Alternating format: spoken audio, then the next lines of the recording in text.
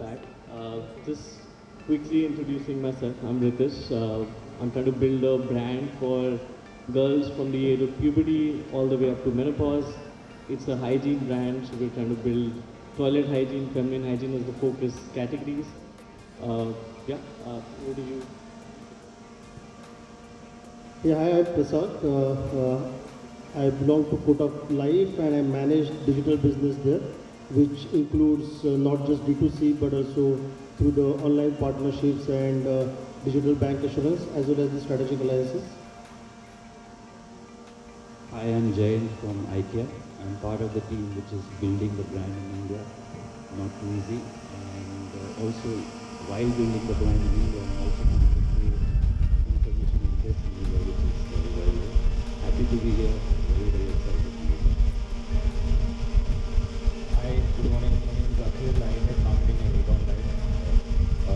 Probably something that many people may not realize about a company like Aegon Life is that in a category where there are maybe 23, 24 other players, there's only one player who's actually 100% digital. And when I say digital, I'm talking about every aspect of the business. So all our teams are distributed. Like we really work remotely. We work from anywhere. All our buying journeys we are attempting to make them DIY. So I think this topic today is really something of interest to me because working with people, in distributed teams, engaging talent, even when they're at a distance, becomes very, very important for companies like ours. Thanks everyone. I think because we're discussing this topic about how do you really build marketing teams for future, I think it's very important for all of us to understand what is the current structure of marketing teams that each of us have. I will briefly tell you about how we have it. We've got a content and social media team. Although by the way we're also offline, so we've got a team of BDL folks who are focusing on store activations, retail engagement, etc. We've also got a performance team for our digital business. So this is how broadly we're divided across in terms of our marketing team. And there's of course a layer on top which is looking at how all of this is also translating into brand building at some point in time. So that's largely an analytics team, but they're able to measure how brand building is getting influenced by all of these aspects. Yeah, so at Kotak Life, when we talk about marketing, we don't call it as marketing, we call it as business marketing team because normally what happens when we talk about marketing, we all believe that it's all about just building the awareness and brand for or doing a brand building activity. But what we do, we use marketing to build the business. That's how we look at it. So our structure is more business oriented. We have marketing KPIs or the team which is managing digital marketing. They have KPIs which are predominantly business KPIs. And another key performance indicator for this team would be the customer experience, the kind of customer satisfaction we derive out of digital business. That's what we give more importance to. And that's how the entire team is structured. We definitely have something similar to what PSAFE is having in terms of separate team managing the awareness, separate team managing the performance marketing, separate team managing the fulfillment part of it when it comes to end-to-end policy issuance process. But for all of them, two KPIs are common. One is the business number to be delivered as well as the customer experience and the satisfaction. That's how we look at the marketing structure in Kotak Life.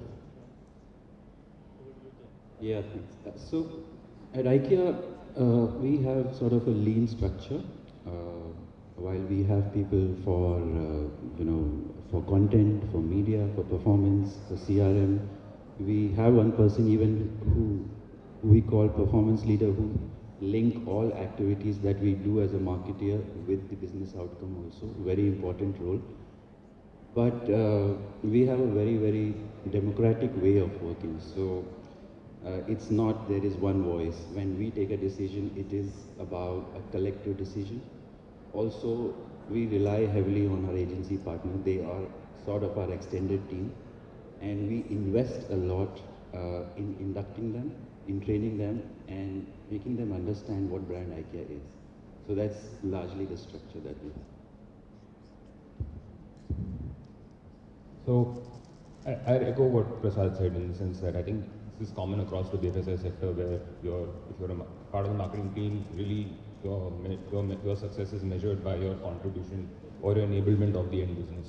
So really our teams are also structured, while we will have specialists for content, like you said, content, PR, performance marketing and so on. Really, at the end of the day, you need common metrics that will allow for measurement or enablement of the end business goal.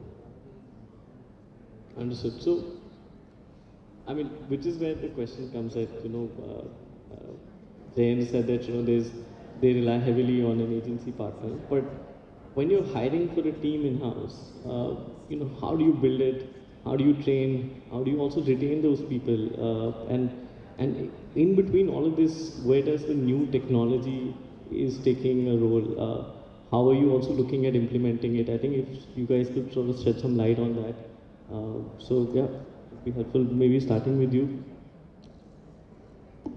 So when we talk about the talent management or talent acquisition, so rather than talent, we look at something more holistic. See, whenever we hire a particular person, yes, a basic aptitude is given, correct? We definitely need that particular one. But against the common belief, earlier we also talk about the jack of all trades and master of none. We are looking for people who have knack of all and at least they are master of one. So that's how we look at when we hire somebody, that they should know, they should be aware about what's going on in the market, not just in the life insurance industry, but overall when we talk about the digital marketing as whole, what exactly is happening in the market, what kind of trends which are going on in the market, they should be aware about it. And they should have mastery in one skill, which might be performance marketing, which might be the brand building, which might be PR for that matter. And it is very important to have mastery in one, because when we form a team, once we hire the people and we want to train them, a formal classroom training is not what we look forward to. What we look forward to is a collaborative work culture. Moment you create a collaborative work culture where we either enable them to work together or we push them to work together, it's very important that we learn from each other. And if I do not have mastery in one skill, then I cannot impart that knowledge, information to another guy. And the same way, if somebody doesn't having that mastery in another skill, he can't give that knowledge to me. So what we look forward when we hire a person, he should be aware, that's number one. Number two, that person has to have a growth mindset. Because normally what happens in our field of business, which is doing business digitally, it's normally a small business in most of the well-established businesses. Like in life insurance, if I talk about, not more than 3-4% of the business comes digitally. Though it gives a lot of information to the customer, it makes people aware, but finally when person is doing the business, he might go to an agent or a bank relationship and do the business. So somebody in that particular role who knows that, okay, digitally I am getting only 3 or 4% or 5% of the business, he needs to have that growth mindset. How do I make that 5% contribution 10% or be ready for that particular part? That's one thing. Second thing, when we talk about hiring a particular person, we look for something, what we call it as the digitude, which is a digital aptitude kind of a thing. Now in digitude, our expectation from that particular person is he should have that passion to look at things digitally. Because when we talk about building the journeys, processes for the customers digitally, I can't simply translate my offline processes into an online process, correct? I have to think as a consumer, look at the entire proposition from the consumer perspective and create those journeys. So we look for that digitude in the people who are coming into it. Then next part comes, which is all about how do we keep motivating and retaining them. Because I generally believe that retaining somebody in today's world is not a concept at all, correct? People don't get retained just because we are offering them more money, we are offering them maybe more benefits. People get retained because they know the purpose of what they are doing. That's what we have currently experienced. If they know, that's why I mentioned at the start of the conversation that business numbers as the KPI, why we have attached to it along with the purpose of the business, because they know this is what I'm driving and this is what the output I'm going to get out of it. Moment they have that purpose, and moment we talk about the second KPI, which is all about the customer experience and satisfaction, suddenly the orientation changes towards how that I have a purpose. I need to satisfy the customer, I need to provide him a best experience, and I also need to do the business numbers. So that purpose thing, what we focus on, we align them to that particular purpose, and then we follow it with a concept of wool, that we own our learning. We don't force people to do mandatory trainings. We don't force people to look for the classroom trainings. What we look forward is you own your learning. You let us know what you want to learn more. We will enable you with those courses. We are tied up with LinkedIn for that matter, just to enable, because there's thousands of courses which are available. So they can go learn, which are paid courses, they get certificate out of it. People enjoy what they are learning, rather than we forcing them to learn something which we want them to learn. So that's how we are trying to first align them to a purpose, and then keeping them on track by giving them the opportunity to learn their own way. That's how we look at it. Ryan, over to you. How are you building these things? Yeah, so first of all, I agree with you, Prasad. Growth mindset and also having a specialized skill, at least some specialized skill to move the ladder in the corporate world. But the way, we are structured, it's something like we have this model called build, borrow or hire, right? So we build what is very, very vital. And that is why when I said in the beginning that, we have a very lean structure. So something which is very, very vital to us in terms of the skills, we keep them in-house. Secondly, borrow something which is, which comes for just for about a time, right? It doesn't really need to be a permanent thing for a marketing organization. For example, it could be something like an audit report, right? And or a consumer survey, and then hire specialized agencies where the training and the expertise development is very, very important on a constant and ongoing basis. Say for something like performance marketing. Now I know, Rishit, that you have a complete in-house system, but when it comes to something like performance marketing, having it, the conundrum that we have, having it in-house or basically hiring it, my thinking is that, for an organization to think about people's growth path also. If you have very specialized skill and a team of specialized people in-house, how do actually organizations chart their growth path? And that is very, very important, and that's where I think the agencies actually come very, very handy in the whole ecosystem. So this is the entire setup that we have.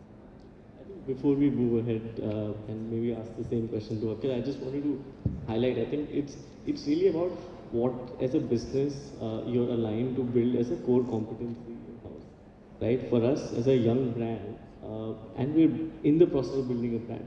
If that brand building in some form is outsourced, then it becomes a challenge for us because we can't own it entirely. We can't take those learning, reuse it, and build it further. So, which is one of the aspects we've actually we've realized it, and which is why what we're trying to build in-house. We're trying to build in distribution in-house, which all of you guys have built it beautifully. But I think besides distribution, if there's one thing which you want to do is marketing entirely. But Akhil, over to you. How are you building? How are you training your team? You also while we were chatting offline, you also told me that you have teams which are working from different parts of the country and also world. And so, how are you in that sort of scenario? How are you building and also retaining them? So I think for us, really, there was a lot of learning in terms of how do you build a team, especially a team that's going to be operating in a kind of distributed manner for an extended period of time. Finding, like, I was a lockdown journey when I joined Icon about 2.5 years ago. Many of the people who I hired, I did not meet them for at least a year, until after they had joined. And it became really, really important at that stage to be able to find people who have a growth mindset, but also at the same time people who are able to work in a collaborative environment. When you're operating in distributed teams, communication becomes really, really important. Your ability to reach out and discuss and debate ideas without necessarily discussing and debating a person. All of the things that can go wrong in a face-to-face interaction get somehow magnified and amplified when you're doing it over distance. And so really it was about being able to identify those qualities of those people who would be able to navigate both spaces. You want them to be able to learn, you want them to be able to take on your responsibility, but you also want to do that, you want them to be able to do it in a way that doesn't come at the expense of cost of somebody else in the team. Because that disrupts harmony and that disrupts effectiveness. So the growth mindset is really important for us. The other thing that one thing that I realized is that specialization, while it's important, I think today, especially in marketing, I feel like marketing, it is so dynamic and it's evolving so fast that what becomes a specialization, what is a specialization today is, expected to be a base sort of knowledge or understanding, 6 months from now. Everybody should know it. So for me, it was really about, yes, while we've had people who were performance marketers, hardcore performance marketers who could not hack it. Today, the best performance marketer I know did not have a performance marketing background 2 years back.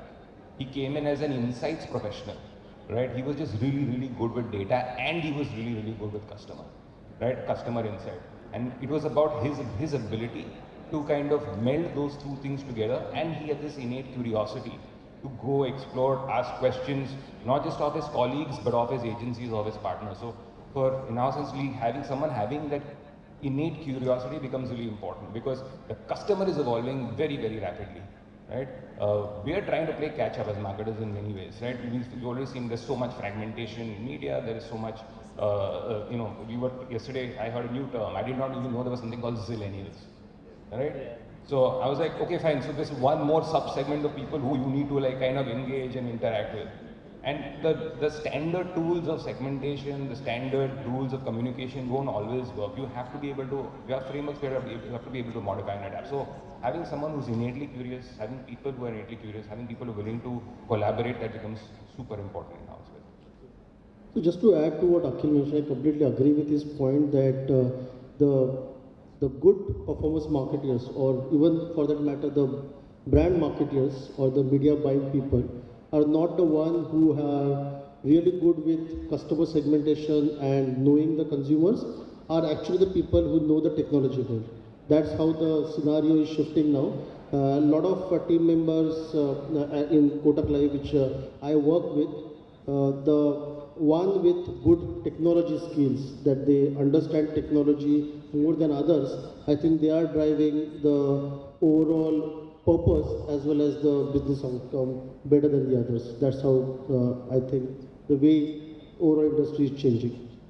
I also like to add something here. We touched upon it, but in this whole event, I think we've spoken about customer experience so many times.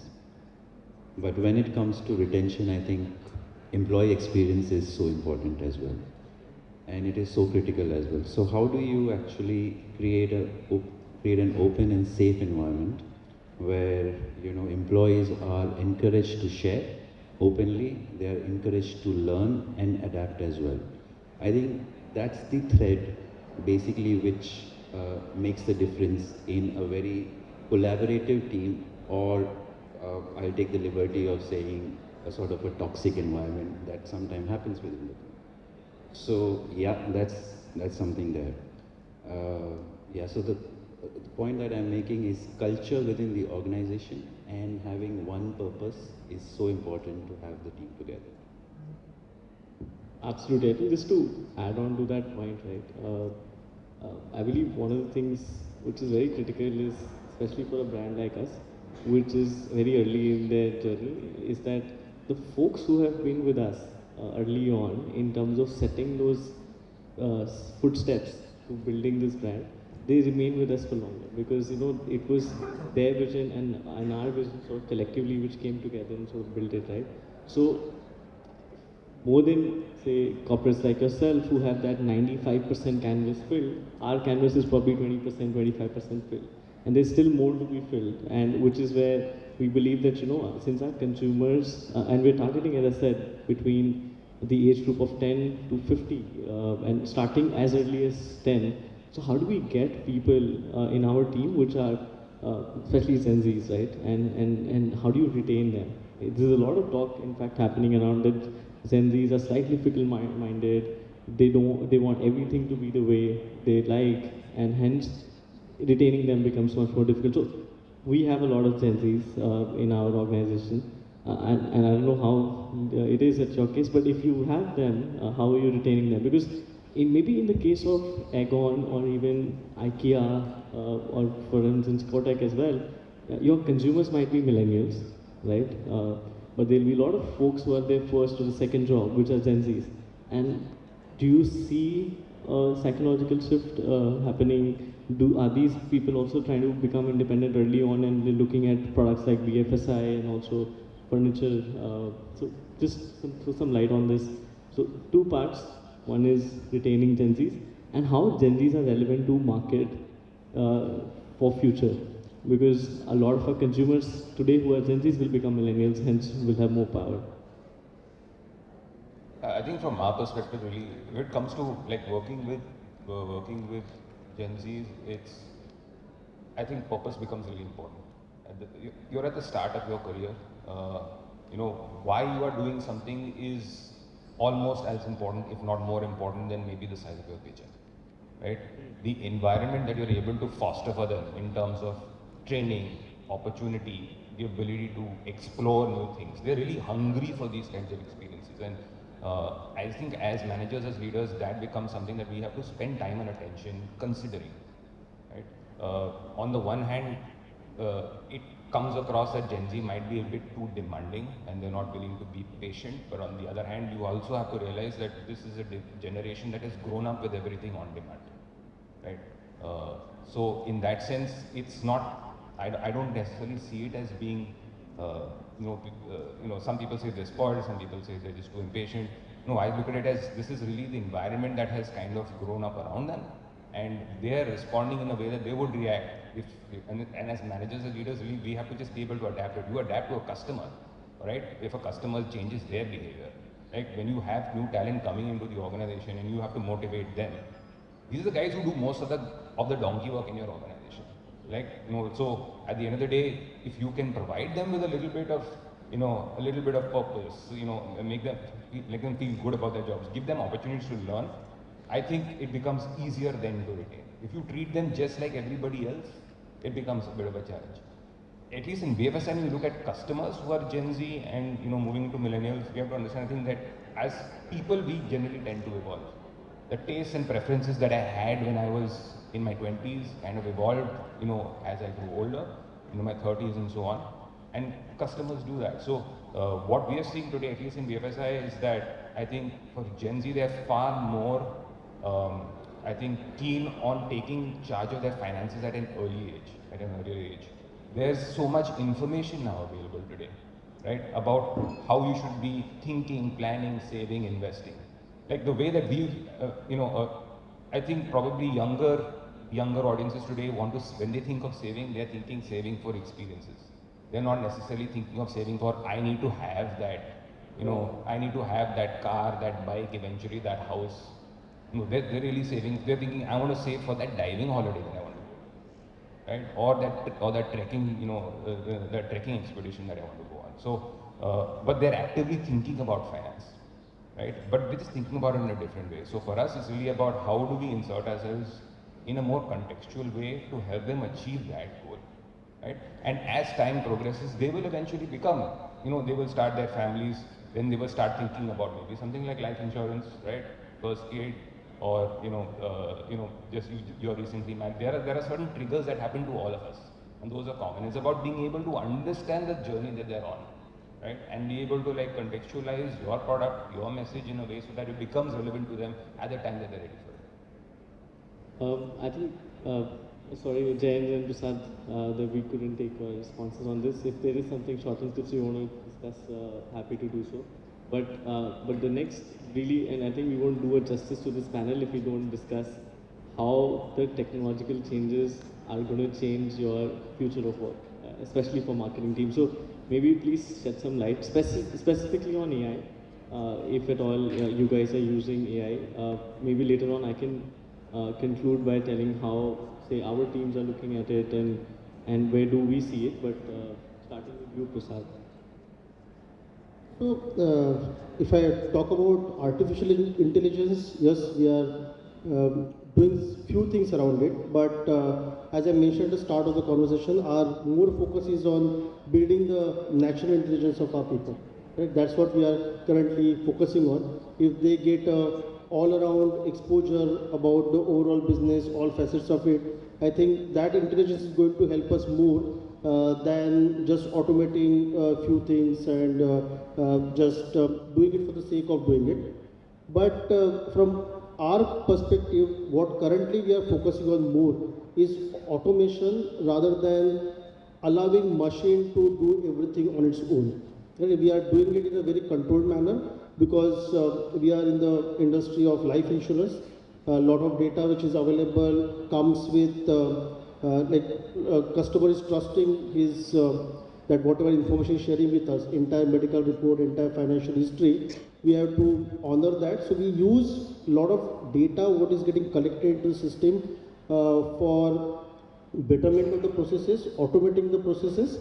When it comes to artificial intelligence, we are having few bots which are currently working on that particular model, but again, in very controlled manner. We don't want to give a poor experience to the customers, so we are experimenting that. When it comes to media buying, especially the biddable media, whatever we talk about, there we are experimenting a lot with artificial intelligence, including the Google ecosystem and Google bidding. There as well, in fact, we last year we did a case study with Google, which was about that entire AI-based or machine learning-based bidding project, that project NEEM, what we had done with Google. That entire concept was around using the machine learning to enable the bidding to a correct target segment. So in that particular area, we have started experimenting. In terms of scope, we have a lot of scope. As I mentioned, we have a lot of data which is available at our end. The entire underwriting norms, what we currently have, is currently guideline based, but a lot of things happen as per the experience of the underwriter, the past experience of the underwriting. If I can put that experience into a model, then I can do very fast underwriting. I think Aegon Life is trying some real-time underwriting. We are also doing it, but at the same time, we are monitoring it with a human underwriter as well right now. Same thing we are doing for the claim processing. Majority of our claims get processed within a day because a lot of AI has gone into it. But before it finally gets confirmed in the system, a human does come in and ensures that everything which AI has done is correct. So that's how we are currently working on. It's a mixed approach. We are not letting machine to take over the control. We are still keeping the control at our end, and that's how we are starting the journey of artificial intelligence at our end. If I may, and hoping at least there is one discussion which doesn't have AI, but we have it here. You know, but it's a fundamental movement, actually. It is, you know, if I compare Web 3.0 and AI or generative AI, I think a lot of people didn't really understand Web 3.0. While AI, I think the way it looks like, it has far wider acceptance already. But as an organization, I think we are observing, we are on the fence. We just don't really want to jump into this Armageddon of, you know, that is coming right now from so many places. There's suddenly, even, you know, like there are AI influencers zooming in as well. But coming back to the marketing, I think it's only going to make us more efficient. I would much rather have AI assisting us rather than the other way around and us assisting the AI. So that's the thing, and a lot remains to be seen right now. But I do think, you know, the job in our life which are mundane, which are iterative, repetitive, can be very well replaced by AI. So it is only going to make us very, very efficient. And yeah, so that's what we think. Before Akhil sort of takes over, I think we're currently, I believe, in my opinion, we're at that crossroad where we're moving from us assisting AI. So for the last decade, we were actually, all of our inputs which had gone into web had actually given it enough data for it to now assist us. So I think we're at the crossroad. We're short on time, but Akhil, please, your closing remarks on this. So I think for us, really, when it comes to AI, we are very invested in like how AI can help the business because we are a digital business, so it becomes important to us. Things like the underwriting, claim settlement process. We're a very lean, small team. Our entire organization is not more than 250 people, which is small by life insurance standards. So in that sense, automation, decisioning in real time become really, really vital to us.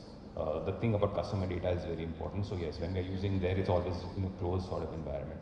From a marketing standpoint and a communication standpoint, I am very gung-ho on AI. I am constantly pushing my teams. I think on our, in fact, I want my team to have less reliance on, external partners, agencies for smaller things. When it comes to big ideas, innovations, that's when you really need to, bring in intellectual capital from outside. But for a lot of tasks that you do on a day-to-day basis, I don't see the need for, writing up a brief, thinking through something, creating a communications plan, and so on. Leverage AI to the, in every way that you know how. The thing is being able to understand what AI is good for and what is not. Right? AI cannot replace your brain in how to think about a problem. AI can give you certain ideas. It can help you polish certain aspects. It can tell you things are missing. You have a plan and things that are missing. Right? It can point out some of those gaps. But we don't look at AI necessarily as something that's going to replace copywriting or creativity. It's more of a force multiplier for us. No, I think this brings us to the end of the conversation. I think it was a great pleasure hosting three of you on this discussion. I think my takeaway from this more specifically is really how, what Prasad said that, we're trying to build natural intelligence as opposed to artificial intelligence. And you focused on the fact that, you're doing more of the mundane tasks using AI and not so much of the, important, critical, creative tasks. And which is true because, at the end of the day, you guys know your brand best and AI tool cannot. And I think that translating your brand language to an AI tool is going to be a tough task. But yeah, I think it's been a great pleasure. Thanks everyone for listening to us. I know that all of you are very tired and bored with this chat, but we'll hope to see some of you later in the day. Thanks. And thank you very